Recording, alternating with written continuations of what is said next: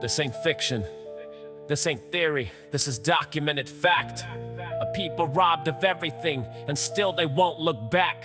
From the Fertile Crescent, ancient roots, a civilization stood. Now let me break it down for those who never understood.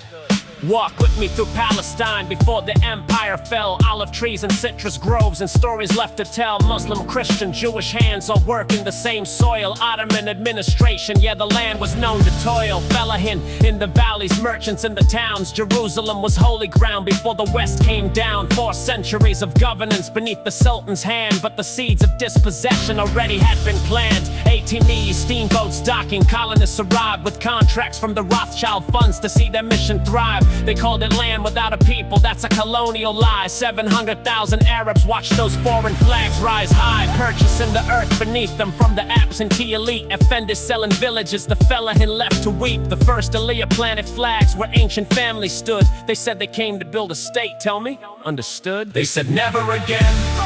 But the wounds still remain, different names, same tears, different years, same pain. Olive trees still grow where the ashes were laid. Never again is a promise, not a phrase in vain. History doesn't begin where the headlines start.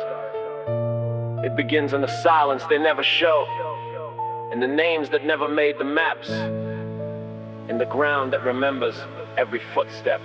1917, British boots march into the Holy Land. Allenby rode into Jerusalem with blood upon his hand. But before the dust could settle and the Ottoman walls fell, Balfour signed a letter that would cast the nation's spell. A homeland for the Jewish people, 67 words written to Lord Rothschild. While the Arab voice went unheard, they promised what they didn't own to those who weren't there. While 700,000 Palestinians breathed Jerusalem's air. Wilson talked of self-determination crossing every sea, but somehow Arab people weren't included in the free. The mandate came with Zionist immigration floods, and Palestinian protests drowned in British soldiers' thuds. 1920, 29, they rose up every time. Defending their own homeland was considered now a crime. The British jailed the leaders, exiled voices from the land. The people fighting colonizers with nothing but their hands. They said never again.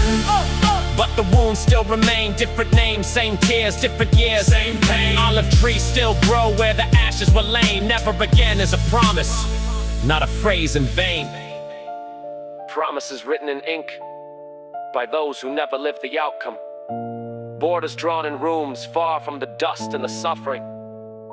And when the ink dried, the consequences began. 1936, the people rose in one collective roar. A general strike for 6 months straight you've never seen before. The Arab revolt was burning through the hills of every town. Palestinians united said enough, we won't back down. But Britain brought divisions in, they played the oldest trick. Armed Jewish paramilitaries, the Haganah and Ergun thick. They crushed the Arab leadership, imprisoned, killed and banned. Exiled the Grand Mufti, left a headless people stand. Appeal Commission drew their maps and recommended split. A colonial partition plan the Palestinians reject. By 39, the white paper tried to calm the wave, but the damage had been done. Palestine was walking toward a grave. Then World War II erupted and the Holocaust brought pain. 6 million Jewish lives were lost in Europe's bloody rain. But Palestinians weren't the ones who built those Nazi towers, yet they were asked to pay the price with their homes and their flowers. They said never again. But the wounds still remain, different names, same tears, different years, same pain. Olive trees still grow where the ashes were laid. Never again is a promise, not a phrase in vain. Never again, not just words we say. Never again, while children fade away. Never again, if it means today, then never again has to start this way.